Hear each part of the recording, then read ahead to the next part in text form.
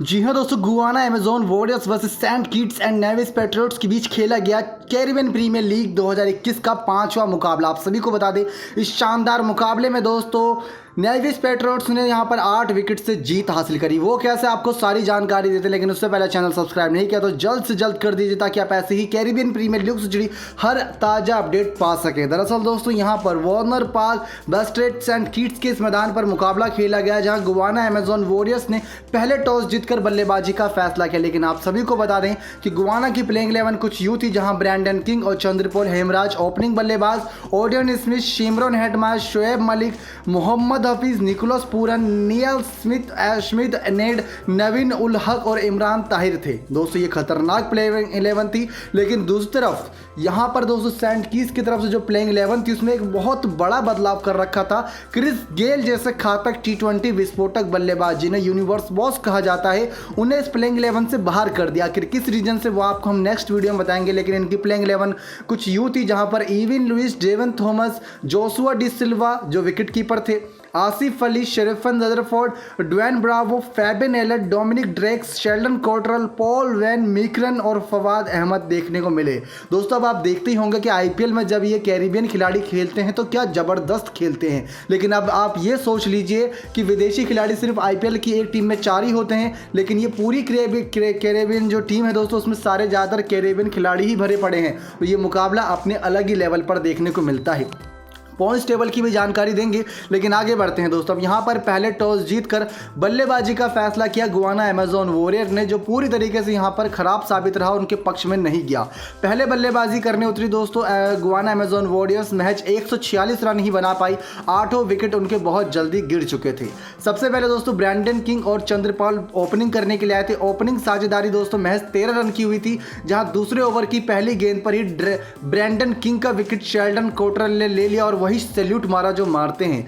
शेरिफन Rutherford ने इनकी catch पकड़ी थी। 10 गेंदों में 11 रन बनाए 2 चौके की मदद से। ऐसा नहीं था कि ये पिच बल्लेबाजी के लिए अच्छी नहीं थी, क्योंकि जो यहां पर से सेंट किट्स ने बल्लेबाजी की वो जबरदस्त की। लेकिन उसके बाद दोस्तों चंद्रपोल हेमराज ने थोड़ी देर पारी को संभाला, लेकिन इनके साथ दूसरे छोर पर कोई टिकने को राजी नहीं था। ओडियन स्मिथ बल्लेबाजी करने आए थे। डोमिनिक ड्रेक्स ने इनको बिना खाता खोले ही चलता कर दिया। 7 गेंदें भी जाया कर दी थी इस खिलाड़ी ने। पाकिस्तान की शोएब मलिक बल्लेबाजी करने आए। 12 गेंदों पर 5 ही रन उन्होंने बनाया। डोमिनिक ड्रेक्स ने उनका भी विकेट लेकर उनको चलता कर दिया। अब 3 विकेट दोस्तों यहां पर बहुत जल्दी गिर गए थे गुआना अमेजोन वॉरियर्स के 34 रन के अंदर ही। लेकिन उसके बाद दोस्तों यहां पर शेल्डन हेटमायर आया। आप सभी को बता दें कि जहां पर गुआना के कप्तान निकोलस पूरन है, तो वहीं सेंट किट्स के कप्तान ड्वेन ब्रावो। ये चेन्नई सुपर किंग्स के लिए भी एक अच्छी बात है दोस्तों, क्योंकि आईपीएल से पहले ब्रावो अच्छी फॉर्म में भी नजर आ रहे हैं। अब जब हेटमायर यहां बल्लेबाजी करने के लिए आए तो सेंट किट्स के कप्तान डीजे ब्रावो ने उनका विकेट लिया और अपनी भूमिका को अच्छे से अदा किया। 5 गेंदों पर महज 4 ही रन बना पाए थे हेटमायर।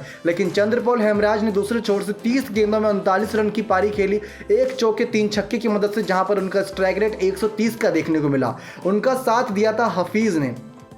आपको बताया दोस्तों, जब चंद्रपोल हेमराज का विकेट गिरा तब टीम का निजी स्कोर 75 रन तक हो पाया था 11वें ओवर की चौथी गेंद तक। लेकिन जब निकोलस पूरन का विकेट गिरा, क्योंकि निकोलस पूरन ने दोस्तों महज 10 गेंदों में ही मैदान पर रनों का तूफान ले आए। 23 रन की पारी इन्होंने 10 गेंदों के अंदर खेली, 3 छक्के की मदद से। फैबिन एलियन जो ऑलराउंडर खिलाड़ी है, उन्होंने इनका विकेट लेकर चलता किया। कैच पकड़ी थी यहाँ पर लुइस ने।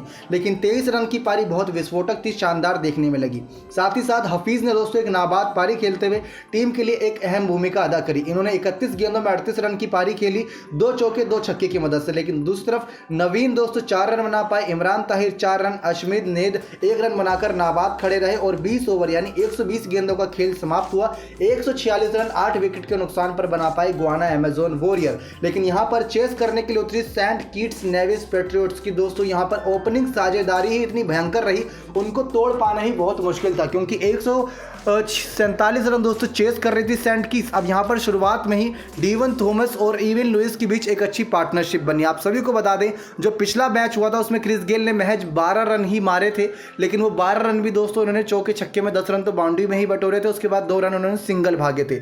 एक छक्का तो उन्होंने वो लगाया था जो सामने एकदम स्ट्रेट ड्राइव था, लेकिन वो जाकर कांच पर लगा और वो कांच भी टूट गया था। वो तस्वीरें हम आपको अपने चैनल के साथ दोबारा शेयर कर देंगे। लेकिन दोस्तों यहाँ डेवन थॉमस और इवन लुइस जब बल्लेबाजी करने के लिए आए, गुआना अमेजोन वॉरियर्स को भी लग रहा था कि उनके गेंदबाज गेंदबाजों को भी इस पिच से मदद मिलेगी और जल्द से जल्द उनका विकेट ले लेंगे। लेकिन डीवन थॉमस और एमिन लुइस जानते थे कि जो स्कोर चढ़ा हुआ है बोर्ड पर, अगर उसके हिसाब से देखा जाए तो धीमी गति से ही बल्लेबाजी करते हैं, शुरुआत में कोई दिक्कत वाली बात नहीं है। तो इन दोनों बल्लेबाजों ने यही ठान रखा था, लेकिन दोनों के बीच ये साझेदारी पहले ही हो गई थी।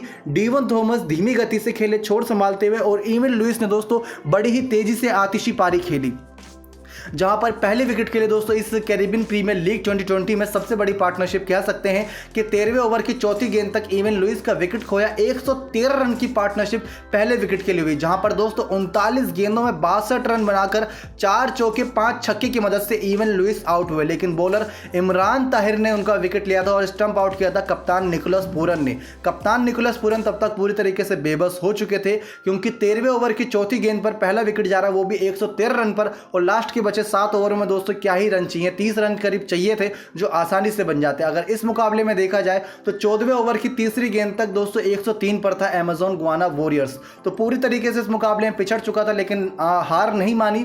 उसके बाद शरीफिन ज़दरफोर्ड आए, 17 गेंदें उन्होंने भी खेली, कोशिश ये करी कि यहां पर जितनी गेंदें खाली कर सकते थे सेंट किट्स उन्होंने खाली करवाने की कोशिश की, लेकिन 14 रन शरीफिन ज़दरफोर्ड बनाकर नवीन उल हक की गेंद पर आउट हुए एक चौके की मदद से। उसके बाद जब दूसरा विकेट गिरा तो टीम का स्कोर 135 रन हो चुका था, यानी इसके बाद सिर्फ 12 रन की आवश्यकता थी। 4 पे 4 रन बनाकर फैबियन एलन खड़े रहे नाबाद। डेवन थॉमस ने 54 गेंदों में 55 रन की पारी खेली। जिन्होंने मैच की पहली गेंद खेली थी उन्होंने ही आखिरी में अंत करा। 7 चौके 1 छक्के की मदद से 101 के स्ट्राइक रेट से इस बल्लेबाज ने अपनी टीम को 8 विकेट से जीत दिलाई। तो अब तक दोस्तों ये देखने को मिला कि जो पहले बल्लेबाजी कर रही है उस टीम के लिए हमेशा ही कोई ना कोई बुरा पैगाम आ ही जाता है। अब चलिए एक नजर डालते हैं दोस्तों पॉइंट्स टेबल पर कि ये 6 टीमें अभी कौन से हाल पर है। तो दोस्तों यहाँ पर जमैका थलाइवास दोस्तों बहुत शानदार दिखी, क्योंकि उन्होंने पहले ही मुकाबला 120 रनों से जीत हासिल करी। आंद्रे रसल ने जो 14 गेंदों में 50 रन बनाए थे उसकी बदौलत इनका पॉइंट्स टेबल में बहुत तगड़ा उछाल आया। नेट रन रेट दोस्तों इनका प्लस में है, एक में से एक मैच जीतकर यहाँ पर जमैका थलाइवास नंबर 1 पर है। और सेंट किट्स दोस्तों इस मुकाबले से पहले बात की जाए तो इस मुकाबले से पहले दोस्तों वो दूसरे नंबर पर थी, लेकिन अब जीत के बाद दोस्तों अब ये पहले नंबर पर आ गई है। क्रिस गेल को बाहर बिठाना कहीं ना कहीं टीम के लिए अच्छा ही साबित हुआ, क्योंकि पहले विकेट के लिए पार्टनरशिप आपको 113 रन की मिल जाए, इससे अच्छी क्या ही बात होगी। तो सेंट किट्स एंड नेविस पेट्रोसिट्स दोस्तों यहां पर 2 में से 2 मैच जीतकर 4 पॉइंट्स के साथ नंबर 1 पर। जमैका थलाइवास अब नंबर 2 पर आ चुके, क्योंकि उनका अभी एक ही मैच हुआ है। त्रिनबागो नाइट राइडर दोस्तों 2 में से 1 मैच जीतकर और 1 हार कर तीसरे नंबर पे है 2 पॉइंट्स के साथ, लेकिन इनका नेट रन रेट थोड़ा अच्छा है। गुआना अमेज़न वॉरियर्स 2 में से 1 मैच जीतकर 1 मैच हारकर 2 अंक के साथ चौथे नंबर पे है। और बारबाडोस रॉयल्स दोस्तों इस समय 2 में से 2 मैच हारी है और इनके खाते में एक भी पॉइंट्स नहीं, लेकिन फिर भी ये 5वें नंबर पे है। क्योंकि दूसरी तरफ दोस्तों सेंट लूसिया किंग्स इस समय 1 में से 1 मैच हारी है, लेकिन वो बहुत बुरी तरीके से हारी थी दोस्तों यहाँ पर जमैका थलाइवास के हाथों, जिसकी वजह से वो एकदम अंक तालिका में लास्ट पर विराजमान हैं। तो कुछ इस तरीके से दोस्तों Amazon Guyana Warriors versus Saint Kitts and Nevis Patriots के बीच हमें 5वां मैच देखने को मिला, जहां 8 विकेट से जीत हासिल करी और शानदार जीत रही। तो देखा जाए दोस्तों कुल मिलाकर ये मुकाबला अच्छा रहा वॉर्नर पार्क बेस्ट्रेट सेंट किट्स में, लेकिन पहले बल्लेबाजी करना टीमों को भारी पड़ता नजर आ रहा है। लेकिन जमैका थलाइवास ने जब पहले बल्लेबाजी करी थी तो 255 रन, जो इस कैरिबियन प्रीमियर लीग का सबसे बड़ा स्कोर, और 14 गेंदों में 50 आंद्रे रसल के बल्ले से निकला था, वो फास्टेस्ट 50 थी। और इस मैच में भी दोस्तों जो 62 रन की पारी खेली, क्या उम्दा पारी खेली यहाँ पर लुइस ने, वो देखने लायक थी पारी। 4 चौके और 5 छक्के। खासियत यही होती है कैरिबियन खिलाड़ियों की कि वो चौके से ज़्यादा छक्के मारने में विश्वास रखते हैं, वो भी खड़े खड़े। नेक्स्ट 9 स्पोर्ट्स की रिपोर्ट। नमस्कार।